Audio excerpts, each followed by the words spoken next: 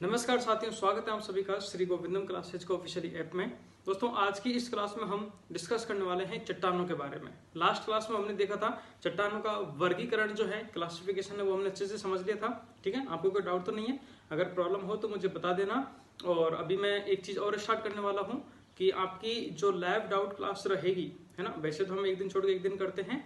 और अभी आप ग्रुप के अंदर मुझे बता देना कि आप शाम को किस वक्त फ्री रहते हैं, जिस वक्त हम बैठ के आराम से डिस्कस कर सकें कि आज दिन भर में मैंने आपको जो पढ़ाया है आपने वो क्लास अटेंड की या नहीं, पढ़ाई किया या नहीं किया, उस तरीके से डिस्कस रहेगा। ओके, सो मेरे हिसाब से शाम को रखेंगे 6:30 से 7-8 के बीच में, जो भी टाइम रहेगा मैं ग्रुप में डाल दूंगा। तो आप अपना कमेंट करके मुझे बताना कि आप किस टाइम पे शाम को लाइव डाउट क्लास आते हैं, जिसमें हम डिस्कस किया करेंगे जो भी हम पढ़ते हैं दिन भर में। ओके, चलिए।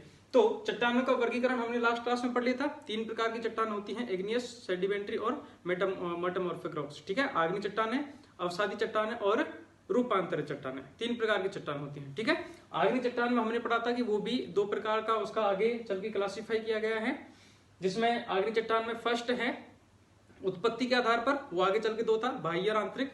और रासायनिक संगठन के आधार पर हमने पढ़ा था, रासायनिक संगठन के आधार पर कैसे देखते हैं, सिलिका की मात्रा पे देखते हैं कि सिलिका की मात्रा कितनी है। तो उसमें अम्लीय, मध्यम अम्लीय और क्षारीय चट्टानें होती हैं। ओके, 3 टाइप्स होती हैं। 65 to 85 होता है, फिर 55 से 65, 55 to 65 और फिर 45 से 55%। फिर अवसादी चट्टानें नॉर्मल थी और रूपांतरित चट्टानें में हमने देखा था वो भी 2 प्रकार की थी, शिष्ट और अशिष्ट प्रकार की। ठीक है, क्लासिफिकेशन हमने लास्ट क्लास में पढ़ लिया था। आज हम इन्हीं चट्टानों के बारे में डिटेल में पढ़ने वाले हैं। तो अब हम पढ़ने वाले हैं आग्नेय चट्टानों के बारे में, जिसको हम इग्नियस रॉक्स भी कहते हैं। इंग्लिश का नाम भी याद रखना बेटा इसमें। ठीक है, इग्नियस रॉक्स, आग्नेय चट्टानें क्या होती हैं। सबसे पहले हमें, जब हमने लास्ट क्लास में पढ़ा था परिभाषा, हमें ये चीज समझ में आ गई है। इग्नियस रॉक्स का मतलब क्या होगा कि जो आग के द्वारा जो चट्टान बनी है उसको हम क्या कहेंगे, इग्नियस रॉक्स या आग्नेय चट्टानें कहेंगे। ठीक है, मतलब पृथ्वी के अंदर जब भूगर्भ से लार्वा बाहर निकलता है, ज्वालामुखी के रूप में फट के बाहर निकलता है, तो ज्वालामुखी के द्वारा जो चट्टानें बनती हैं उन्हें हम क्या कहते हैं, इग्नियस रॉक्स कहते हैं। अब चूंकि ध्यान देने वाली बात यह है कि पृथ्वी के अंदर से लार्वा जो है वो बाहर निकल रहा था और बाहर निकल कर क्या बन रहा है, चट्टानें बन रही हैं। तो ये जो चट्टान है वो सबसे मेन चट्टान है, पहली बात तो। क्योंकि हमने देखा था, मैंने यहाँ पे एक डायग्राम बना के बताया था आपको कि आग्नेय चट्टान है, इसमें से कण टूटेंगे और कण टूट के क्या बनाते हैं, अवसाद, एक चट्टान का निर्माण करते हैं, वो अवसादी होती है। और इन दोनों के रूप में परिवर्तन होता है तो रूपांतरित चट्टान बनती है। राइट, मतलब सबसे पहले जो चट्टान बनती है वो कौन सी बनती है, इग्नियस रॉक्स बनती है, आग्नेय चट्टानें बनती है, पहली बात तो, है ना। तो इसीलिए ये जो चट्टानें होती हैं इनको हम प्राथमिक चट्टानें भी कहते हैं, क्योंकि सबसे पहले यही चट्टानें बनती हैं। सेकंड, हम ये कह सकते हैं कि जितनी भी चट्टानें बनी हैं वो सभी चट्टानें इग्नियस रॉक्स, आग्नेय चट्टानों के द्वारा ही बनी है। मतलब ये आग्नेय चट्टानें जो होती हैं ये मूल चट्टान होती हैं। कैसी चट्टान होती हैं, मूल चट्टान होती हैं। ओके, सो 2 वर्ड्स, 2 टर्म आप लोगों को आग्नेय चट्टानों से संबंधित याद रखने हैं कि पहली तो ये प्राइमरी रॉक्स होती हैं, प्राथमिक चट्टानें होती हैं, और सेकंड ये मूल चट्टान होती हैं। ठीक है, क्योंकि इन्हीं के द्वारा बाकी जो चट्टान है उनका निर्माण होता है।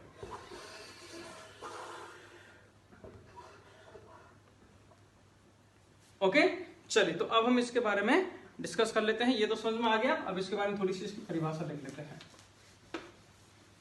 वैसे तो नोट्स में मिल जाएगा आपको इसकी परिभाषा, तो लिखना इसमें परिभाषा।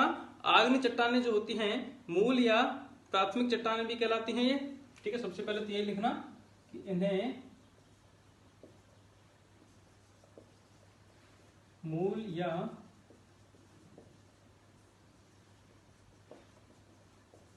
प्राथमिक चट्टानें कहते हैं। ओके, सबसे पहली बात। सेकेंड थिंग हमें इसमें लिखना है कि इस चट्टान का निर्माण किस प्रकार से होता है। तो जब पृथ्वी के अंदर तापमान बहुत ज्यादा बढ़ जाता है, तापमान बढ़ने के कारण पृथ्वी के अंदर का जो अवशिष्ट पदार्थ है, जो लार्वा है, वो पृथ्वी के बाहर आता है और बाहर आकर वह ठंडा होकर एक ठोस पिंड के रूप में जम जाता है। तो उससे हम क्या कहते हैं, आग्नेय चट्टानें कहते हैं। ठीक है, समझ में आ गया ना। इसी को मैं यहाँ पे लिख दूंगा मैं खुद भी, बट कंसेप्ट क्या है कि ज्वालामुखी के कारण बनती है। तो हमको थोड़ा सा इसको डिस्क्राइब करना है, इसको अच्छे से लिखना है। तो कैसे लिखेंगे कि पृथ्वी के अंदर का लार्वा जो होता है, ये पृथ्वी के अंदर अधिक तापमान होने के कारण अंदर का लार्वा पृथ्वी से बाहर निकलता है, बाहर आके दिखेगा टेम्परेचर नॉर्मल है तो बाहर आके वह ठोस पिंड का रूप धारण कर लेता है और इस प्रकार से बनी जो चट्टानें होती हैं वो इग्नियस रॉक्स कहलाती हैं। ठीक है, तो लिखना इसमें ताप के कारण पिघला हुआ लार्वा, अधिक ताप के कारण पिघला हुआ लार्वा पृथ्वी के बाहर निकलकर, ये जो मैं आपको बोर्ड पे लिखता हूं ये आप भी नोट डाउन करते हुए चलें। ठीक है, पृथ्वी के बाहर निकलकर ठोस पिंड का रूप धारण कर लेता है। इस प्रकार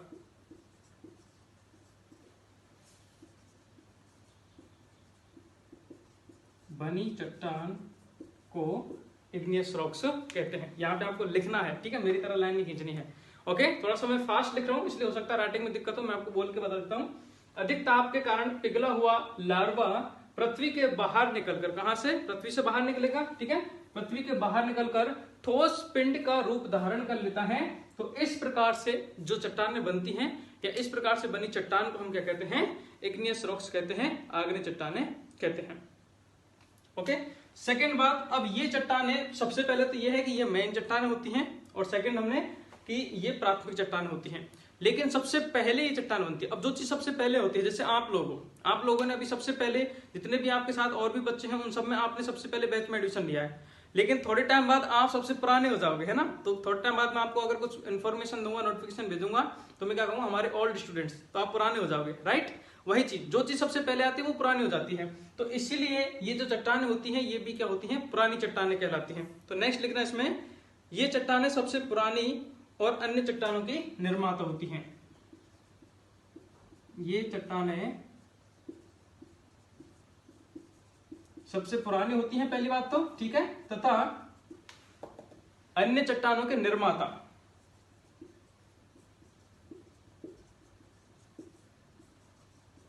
अन्य चट्टानों के निर्माता होती हैं। ये इसका मतलब समझ में आ गया, निर्माता, क्योंकि बाकी चट्टानें जो हैं उन सभी का निर्माण जो है वो इन्हीं चट्टानों से होता है, ये हमने पढ़ा था। ओके, इसके बाद नेक्स्ट पॉइंट आपको लिखना, नीचे दिख जाएगा कि जितने भी भूगर्भ पर या जिसको हम बोल सकते हैं भूमंडल, पृथ्वी पर जितनी भी चट्टानें दिखती हैं उनका 90% या 95% जितनी भी चट्टानें हैं वो सारी सारी इग्नियस रॉक्स ही हैं। हमने पहले भी डिस्कस किया था, ठीक है, क्योंकि इसके बाद नॉर्मल जो चट्टानें बच जाती हैं वो इधर उधर या फिर पृथ्वी के अंदर, है ना, जो आंतरिक चट्टान होती हैं, लेकिन मैक्सिमम जो हमें दिखती हैं वो सारी की सारी इग्नियस रॉक्स होती हैं। तो लिखना इसमें, भूमंडल पर लगभग 95%, भूमंडल पर, अब मैं शॉर्ट में लिख रहा हूं, 95% जो चट्टानें हैं वो इसी का रूप होती हैं, ठीक है, 95% चट्टानें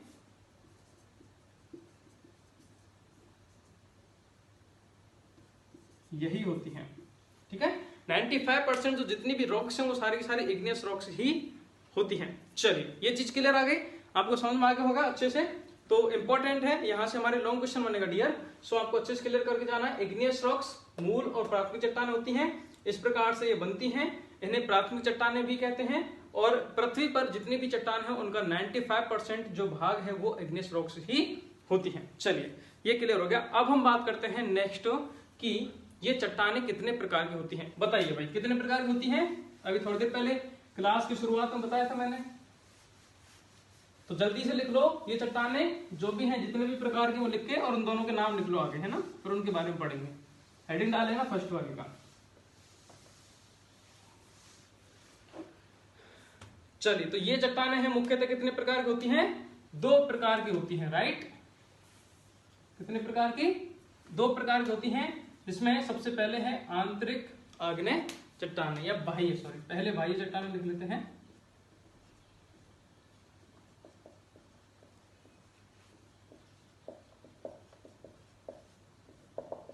बाह्य आग्नेय चट्टानें, नाम से पता चल रहा है, और मैंने कल की क्लास में भी डिस्कस कर दिया था इसके बारे में। बाह्य आग्नेय चट्टानें क्या होती हैं कि पहले कंसेप्ट तो वही रहेगा, इग्नियस रॉक्स ही है कि इग्नियस रॉक से पृथ्वी के अंदर से लार्वा बाहर निकल रहा है।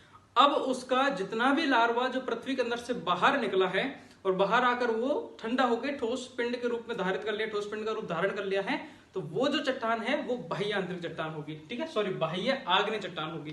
तो लिखना इसमें पृथ्वी के अंदर का लावा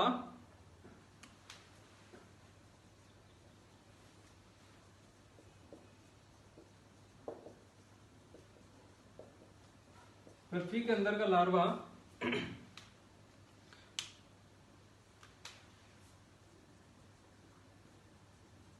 सतह से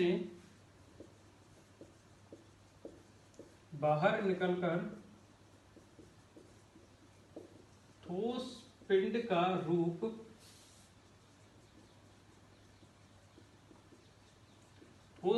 रूप धारण कर लेता है। ठीक है, पृथ्वी के अंदर से ठोस पिंड का रूप धारण कर लेता है और शीघ्र ही वह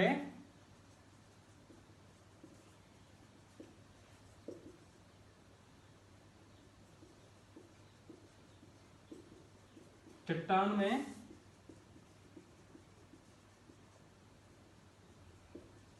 परिवर्तित हो जाता है।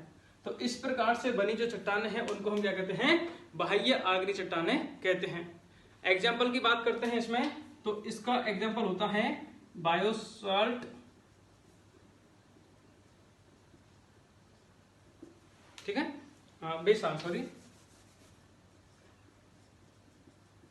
बेसाल्ट और ट्रायोलाइट, ये इसका एग्जाम्पल है। और मैंने आपको लास्ट क्लास में कहा था, हमने जब क्लासिफिकेशन पढ़ा था, मैंने आपको कहा था कि वहां पे आप एग्जाम्पल्स को लिखना। तो इन दोनों एग्जाम्पलों को पेज पलट के जहां पे हमने क्लासिफिकेशन लिख रखा है वहां भी लिख लीजिए।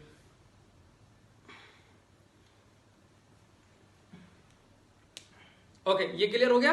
चलिए अब हम आगे बढ़ते हैं, सेकंड की बात करते हैं। बाह्य आग्नेय चट्टान हो गई, अब हम आंतरिक आग्नेय चट्टान के बारे में बात करते हैं। तो आंतरिक आग्नेय चट्टान में क्या होगा? आंतरिक आग्नेय चट्टान में यही होगा डियर कि पृथ्वी के अंदर से जो बाहर निकला था वो तो बाहर जम गया, तो उसको हमने ठोस पिंड कहा था, है ना। अब जो पृथ्वी के अंदर ही जम गया है, ये हवन हो गया। पृथ्वी के अंदर ही जो चट्टान जम गई है, जो लार्वा जम के ठोस पिंड का रूप धारण कर लिया है, तो वो आंतरिक आग्नेय चट्टान होगा। ठीक है, सिंपल सी बात। तो सेकंड है हमारा आंतरिक आग्नेय चट्टान है। लिखना इसमें पृथ्वी के अंदर का लार्वा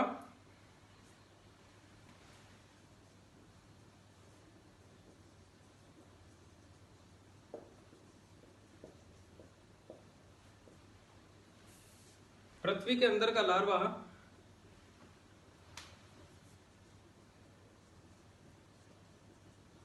ठोस रूप में जमा हो जाता है। अंदर का लार्वा जो है वो पृथ्वी के अंदर ही ठोस रूप में जमा हो जाता है और चट्टान का रूप धारण कर लेता है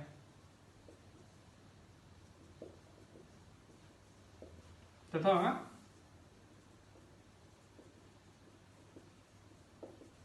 चट्टान का रूप धारण कर लेता है, तो उससे हम क्या कहते हैं? आंतरिक आग्नेय चट्टानें कहते हैं। इसका एग्जाम्पल की बात करते हैं, तो एग्जाम्पल हो जाते हैं इसमें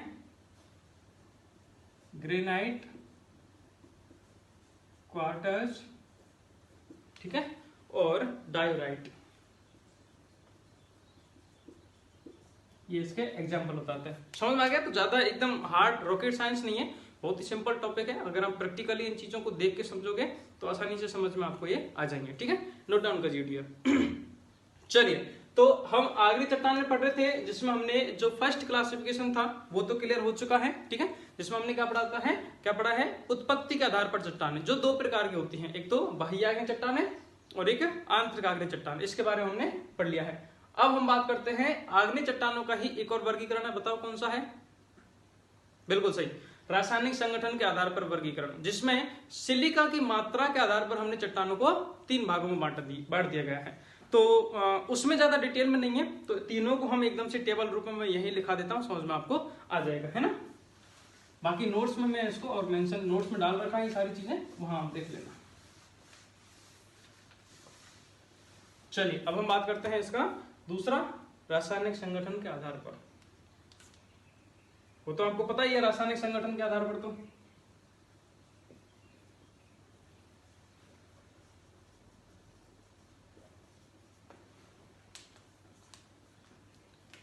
तीन प्रकार की होती है रासायनिक संगठन के आधार पर। ओके, जिसमें सबसे पहले आता है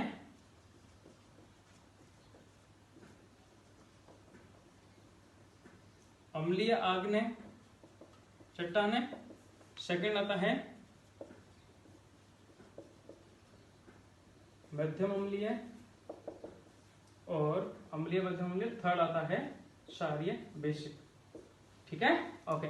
सो इनमें हमने क्या देखते हैं, इसमें जो क्लासिफिकेशन है, जो वर्गीकरण है, वो किसके आधार पर है, सिलिका के आधार पर है। ठीक है, तो इसमें हम यूं ले सकते हैं कि इसमें सिलिका की जो मात्रा होती है कितनी होती है, 65 to 85% तक सिलिका की मात्रा होती है।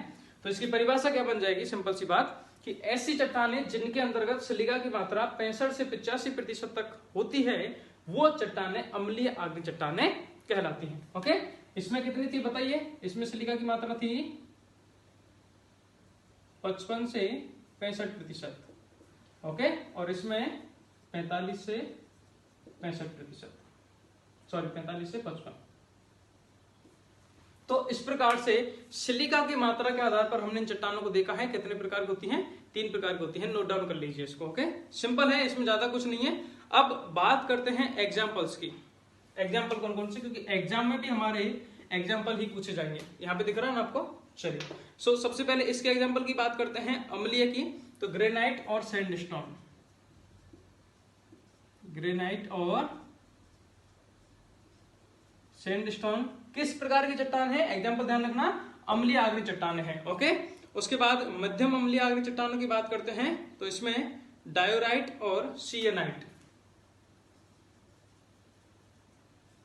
डायोराइट और सियनाइट। ठीक है भाई, ये भी समझ में आ गया है ना। उसके बाद इसके एग्जांपल की अगर हम बात करते हैं क्षारीय आग्नेय चट्टानों की, एक तो इसमें बेसाल्ट आएगा, ठीक है, बेसाल्ट, और एक है लाइमस्टोन, लाइमस्टोन। ठीक है, ये इनके क्या हो जाते हैं, एग्जाम्पल्स हो जाते हैं, जो हमें अच्छे से याद रखने हैं। समझ में तो आ रहा है ना। हाँ, चलिए नोट डाउन कीजिए इसको जल्दी से। तो हमारा ये इंपॉर्टेंट टॉपिक है, क्वेश्चन बनेगा यहाँ से। चट्टानें क्या होती हैं, चट्टानों के बारे में हमने अच्छे से पढ़ लिया। देखो आप भी मेरे साथ में थोड़ा सा सोचते हुए चलो, ठीक है। चट्टानें, फिर चट्टानें 3 प्रकार की होती हैं। 3 में हम सबसे पहले आग्नेय चट्टानों को पकड़ रहे हैं, जिसमें क्लासिफिकेशन फिनिश हो चुका है। तो आग्नेय चट्टान हमारी हो गई। अब इसके बारे में हम 2 चीज और पढ़ेंगे। आग्नेय चट्टानों का वर्गीकरण हो गया, परिभाषा हो गई। अब हम पढ़ते हैं आग्नेय चट्टानों की विशेषताओं के बारे में, कि भाई क्या क्या विशेषता है। चट्टान है तो बताओ क्या विशेषता होंगी, आप बताओ, सोच के बताओ।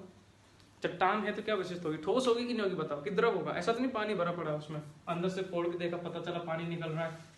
हाँ, बताओ चट्टानों की क्या क्या विशेषताएं होती हैं। सोचो, थोड़ा सा दिमाग लगाओ। ऐसे मेहमान बन के बैठ जाते हो, हैं आओ क्लास में उठ जाओ, क्वेश्चन तो सोचा करो आपस में। चलो बताओ। तो अब हम बात कर लेते हैं विशेषताएं। सोच लिया होगा आपने।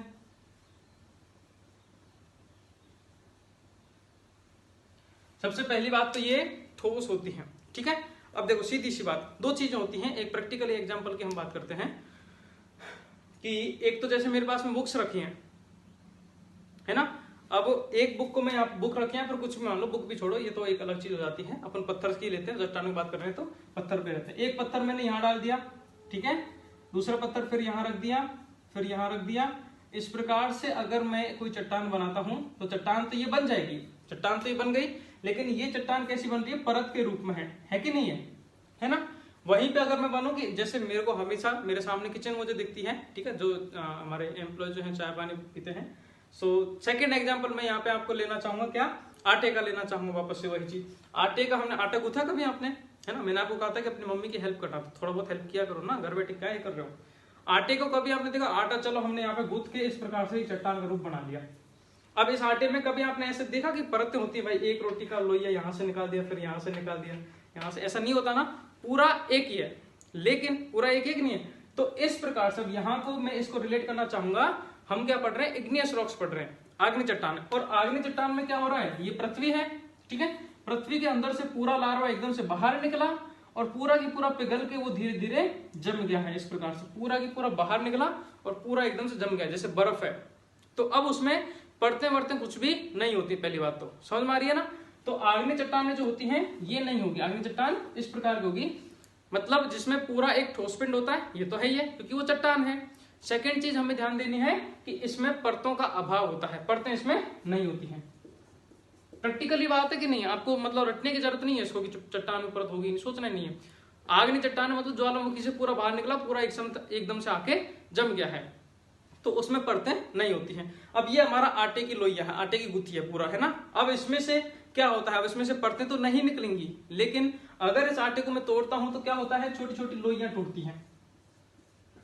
छोटी छोटी लोइयां बनती नहीं बनती, उससे फिर अपन रोटी पूड़ी वगैरह बनाते हैं। तो वैसे तो इसमें परतें नहीं होती हैं, लेकिन जब इस चट्टान को हम तोड़ते हैं, जब ये चट्टान टूटती है तो छोटे छोटे गोल कणों के रूप में इसका निष्कासन होता है ना, जो आगे चल के क्या होते हैं, अवसादी चट्टानें बनाती हैं। समझ में आ गया कि नहीं आ गया भाई।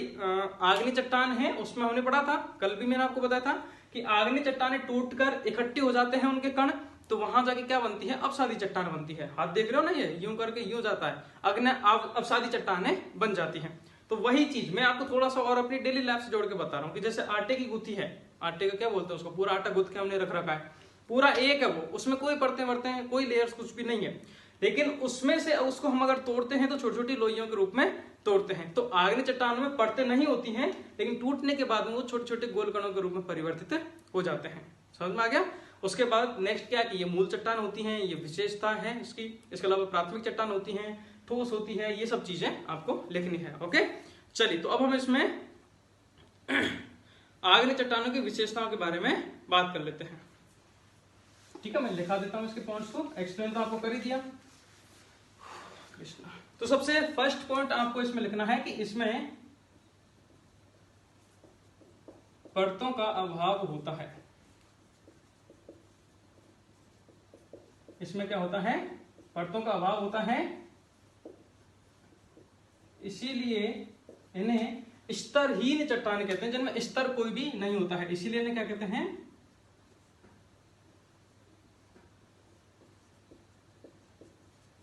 स्तरहीन चट्टानें कहते हैं। फर्स्ट पॉइंट तो आपको ये लिखना है कि इन चट्टानों में परतों का अभाव होता है, इसीलिए इन्हें स्तरहीन चट्टानें भी कहते हैं। समझ में आ गया, इसमें कोई रॉकेट साइंस नहीं है। सेकेंड बात करते हैं कि ये चट्टानें क्रिस्टलीय होती हैं।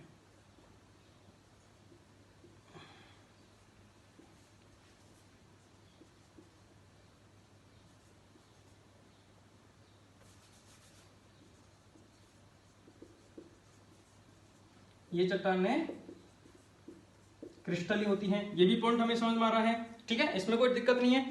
थर्ड पॉइंट हमें लिखना है कि इन चट्टानों में गोल कणों का अभाव होता है। अब इसको समझना, इस पॉइंट को पहले समझ लो, लिख बाद में लिखना। इन चट्टानों में गोल कणों का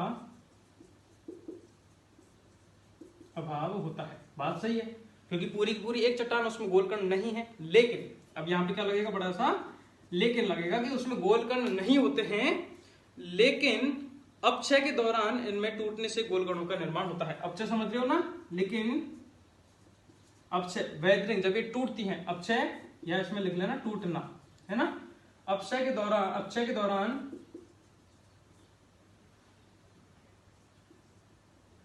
इनसे गोलाकार कणों का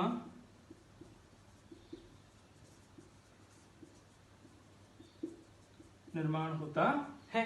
ठीक है, सिंपल सी बात। वैसे तो उसमें कोई चट्टान में कोई गोलकण नहीं होते हैं, कोई परतें नहीं होती हैं, लेकिन जब ये टूटती हैं, इनका वेदरिंग होता है। ठीक है, तो उसके बाद में, उसके दौरान वेदरिंग के थ्रू क्या होता है, इसमें गोलाकार कणों का निर्माण होता है, गोल कणों का निर्माण होता है, जो प्रैक्टिकली बात है, मैंने आपको अभी बताया है ना। चलिए, उसके बाद में नेक्स्ट है, ये चट्टानें जो होती हैं, फोर्थ पॉइंट है, ये चट्टानें जो होती हैं बहुत ही ज्यादा सघन, कठोर और संगठित होती हैं। अति सघन,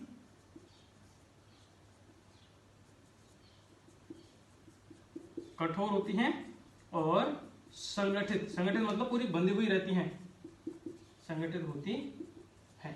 ठीक है, सो कितने पॉइंट हो गए, 1 2 3 और 4। कितने हो गए, 1 2 3 और 4 पॉइंट्स हो गए, जो आपको अच्छे से याद रखना है। पहला पॉइंट क्या रखना है कि कि भाई साहब इसमें परतों का अभाव होता है, परतें इसमें नहीं पाई जाती हैं, परतें नहीं होती, इसीलिए इनको हम स्तरहीन चट्टानें भी कहते हैं। राइटिंग में मुझे वर्ड अवार्ड मिला है ना, तो आप इसमें शंका बिल्कुल ना करें कि मेरी राइटिंग खराब है, बहुत अच्छी राइटिंग है, आपका नजरिया खराब है इसलिए सही नहीं दिख रही है आपको ये, है ना। ये चट्टानें जो होती हैं वो क्रिस्टली होती हैं, ठोस होती हैं भाई, इसमें कहने वाली क्या बात है।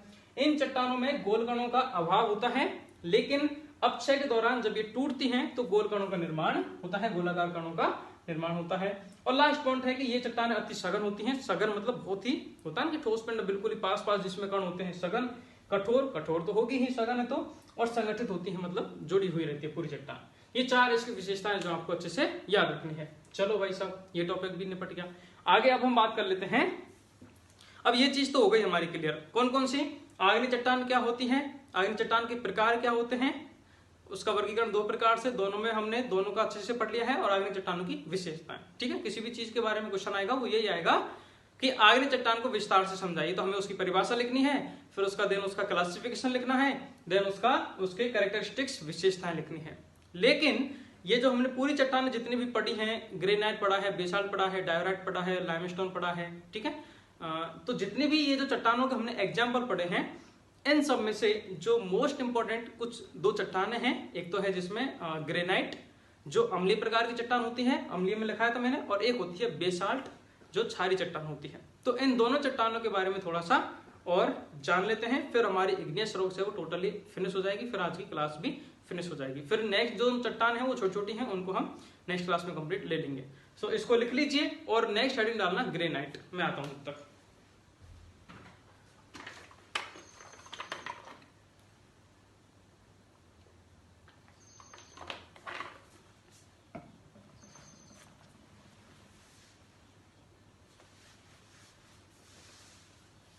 चलिए आगे बढ़ते हैं, हेडिंग डालना ग्रेनाइट। एग्जाम्पल देखो, फटाक से पीछे पेज पलटो, हमने एग्जाम्पल लिखे हैं ना जितने भी, उसमें ग्रेनाइट और बेसाल्ट के बारे में लिखा है। तो इन दोनों चट्टानों के बारे में कभी कभी क्वेश्चन पूछ लिया जाता है कि भाई ग्रेनाइट को समझाओ, एक नंबर का क्वेश्चन आ जाता है, तो इनके बारे में पढ़ लेते हैं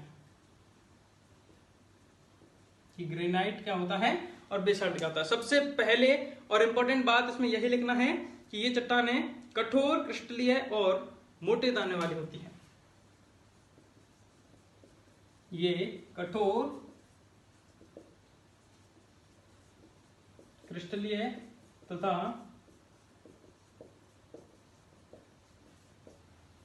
मोटे दानों वाली होती है। सेकंड इसके बारे में जो इंपॉर्टेंट चीज लिखनी है वो ये लिखनी है कि ये अम्लीय प्रकृति होती है। कैसी होती हैं? अम्लीय प्रकृति होती है।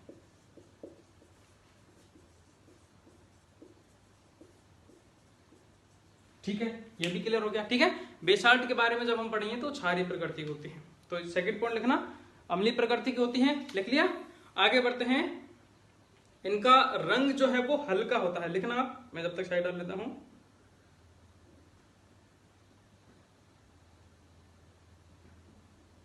इनका रंग जो है वो हल्का होता है।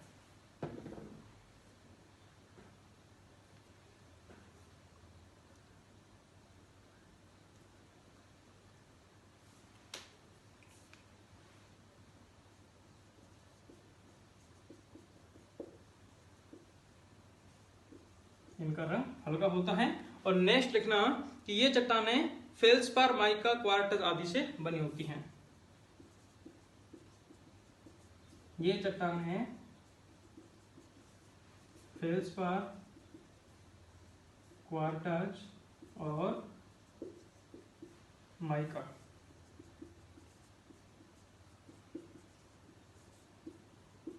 आदि से बनी होती हैं। ओके, तो 4-5 पॉइंट हैं जो आपको इसमें लिखने हैं। क्लियर हो गया? सबसे पहले ये चट्टानें जो होती हैं कठोर, क्रिस्टलीय और मोटे दानों वाली होती हैं। मोटे दानों वाली जब इसको हम तोड़ते हैं तब। सेकंड, अम्लीय प्रकृति होती हैं, इनका रंग जो है वो हल्का होता है। और ये चट्टानें फेल्सपार, क्वार्टज और माइका आदि इन चट्टानों से मिलकर बनी होती हैं। चलिए, क्लियर है? जो 3-4 चीजें आपको इसके बारे में लिखना है जो मोस्ट इंपोर्टेंट है। बाकी और डिटेल में मैंने ऐप के अंदर जो नोट्स है वहां पे और है। तो एक बार मैं आपसे फिर कहना चाहूंगा, आप में से काफी के डाउट आ रहे थे, सर जी क्या चीज पढ़े, आप जो लिखा रहे हैं वो पढ़े, वो कंफ्यूजन नहीं होना है भाई। देखो सीधी सी बात, मैं आपको काफी सारी सुविधाएं दे रहा हूँ इसलिए कि आपको एक्स्ट्रा दे सकूं, वरना इन सबको हटा के मैं एक सिंपल से काम करूंगा, एक टाइप के नोट्स एक टाइप की वीडियो डाल के खत्म कर दूंगा शॉर्ट एंड स्वीट तरीके से। तो कंफ्यूजन नहीं होना है, कंफ्यूजन में कंफ्यूज बिल्कुल मत रहो। मैं आपको एक्स्ट्रा स्टडी के लिए ये सारी चीजें दे रहा हूँ। लाइव क्लासेज मैं आपको फिर कह रहा हूँ, मैंने ऑलरेडी ऐप के अंदर ग्रुप में बताया था, लाइव क्लासेज आपको जो मिल रही हैं ऐप के अंदर वो दे रखी हैं, वो मैंने इसलिए डाल रखी है कि आप चाहें तो एक्स्ट्रा पढ़ सकते हैं। अब ये बेटा आपके ऊपर है, आप एकदम बिल्कुल बच्चे की तरह बिहेव मत करो, है ना।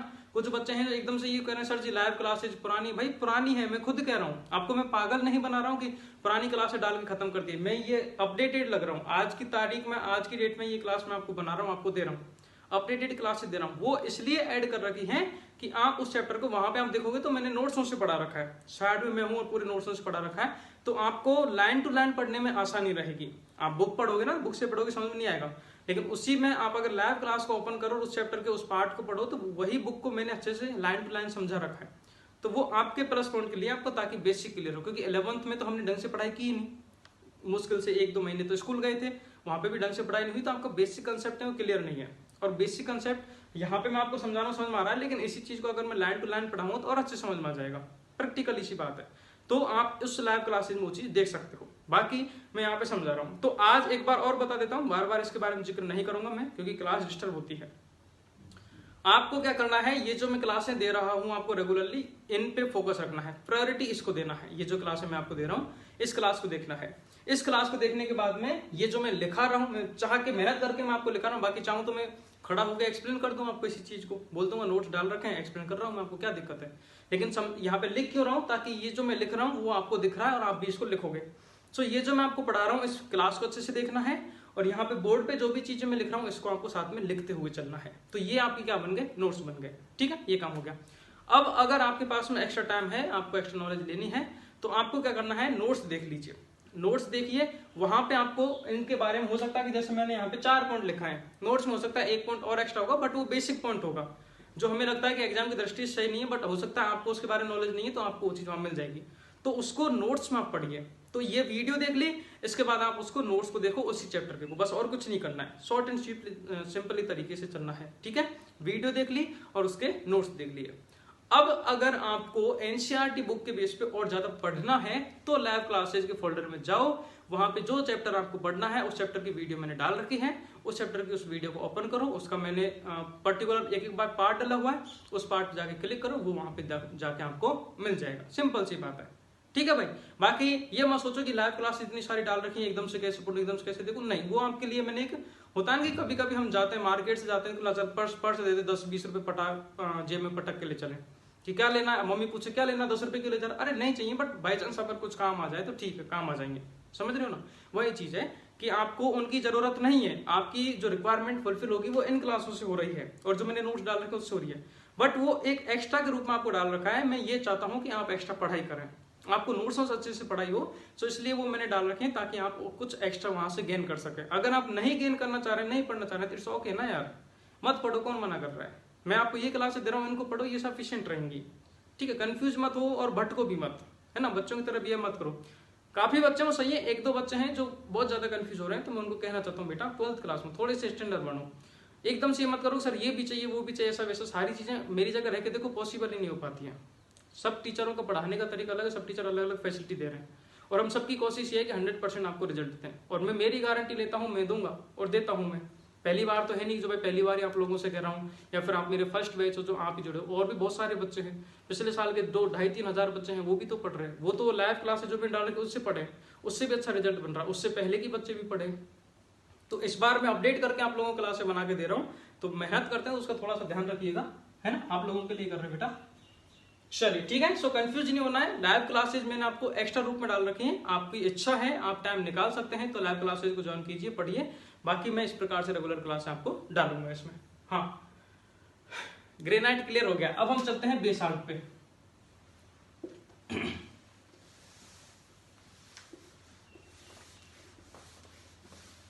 और दूसरी चीज एक बात और मैं कहना चाहूंगा कि जब डाउट क्लास होती है, कुछ भी ऐसी क्लास हो, तो वहां पे आप एक्टिव हो जाया करें। मैं आपको ऑलरेडी एक दिन पहले, आधा दिन पहले बता देता हूँ, एक्टिव हो जाया करें। पिछली क्लास में ऐसा हुआ था, डाउट क्लास में आप सब आ गए थे, 4-5 आए थे, ज्यादा भी नहीं आए थे, लेकिन जो बच्चे नहीं आए फिर वो ग्रुप में मैसेज कर रहे हैं, फिर उनको अलग से एक्सप्लेन करो सब चीज को। अब एक्सप्लेन तो कर दी, मुझे कोई दिक्कत नहीं, लेकिन मैं जो मैसेज कर रहा हूँ, आप मैसेज कर रहे हो, उसके चक्कर में तीसरा बंदा जिसका सिस्टमेटिकली टाइम टेबल चल रहा है, जो अच्छे से पढ़ रहा है, उसका टाइम डिस्टर्ब हो रहा है, समझ रहे हो।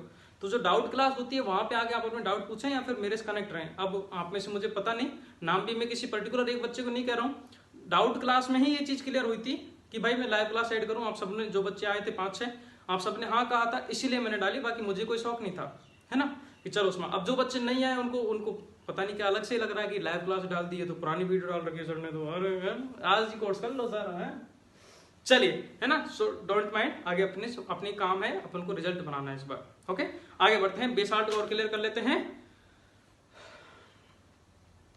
लेकिन इसमें ये जो चट्टानें होती हैं वो सूक्ष्म और सूक्ष्माकार की होती हैं और क्रिस्टलीय गठन वाली होती हैं।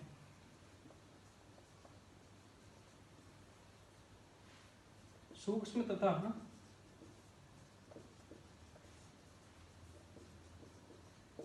क्रिस्टलीय गठन वाली होती है। ओके, सेकंड पॉइंट लिखना है कि इन चट्टानों का रंग जो होता है वो गहरा होता है। हमने वहां पे लिखा था ग्रेनाइट चट्टान का रंग कैसा था, हल्का था, इसका रंग जो है वो कैसा होगा, गहरा होगा। ओके, नेक्स्ट पॉइंट लिखना है कि आमतौर पर ये जो चट्टान है गहरी भूरी या काले रंग की होती है। इनका रंग कैसा होता है, गहरी, मैं शॉर्ट में लिख रहा हूं, ठीक है, गहरी भूरी या काले रंग की होती है। ओके, उसके बाद नेक्स्ट लिखना है कि ये चट्टानें जो होती हैं कठोर व दानेदार होती हैं।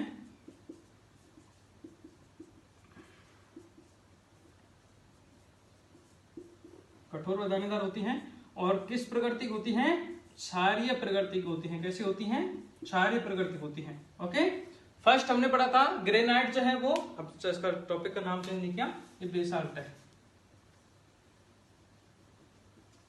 ग्रेनाइट जो है वो अम्लीय प्रकृति होती है और बेसाल्ट जो होती है वो क्षारीय प्रकृति होती है। ओके, सो ये 4-5 पॉइंट्स हैं जो आपको इनके बारे में अच्छे से याद रखने हैं। और इसी के साथ में हमारा ये जो अम्लीय चट्टान है वो कंप्लीट हो जाता है।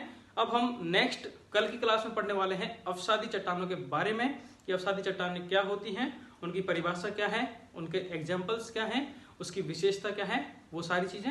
और अवसादी चट्टानों में भी 1-2 चीज है, जैसे यहाँ पे हमने ग्रेनाइट और बेसाल्ट पढ़ा है, उसी प्रकार से अवसादी जो चट्टान है उनमें भी कुछ 1-2 चीजें इंपॉर्टेंट हैं, उसके बारे में हम कल की क्लास में पढ़ेंगे। ओके, सो होप सो आपको समझ में आया होगा। अच्छे से ध्यान देकर पढ़ाई कीजिए। वैसे इतना ज्यादा टफ है नहीं ये। हमारे जो 12th में तीनों सब्जेक्ट हैं, केमिस्ट्री, एग्रीकल्चर, बायोलॉजी, तीनों ही बहुत इजी हैं, घबराने की बात नहीं है। आपने जो 11th में जो आप पढ़ के आए हो वो प्योर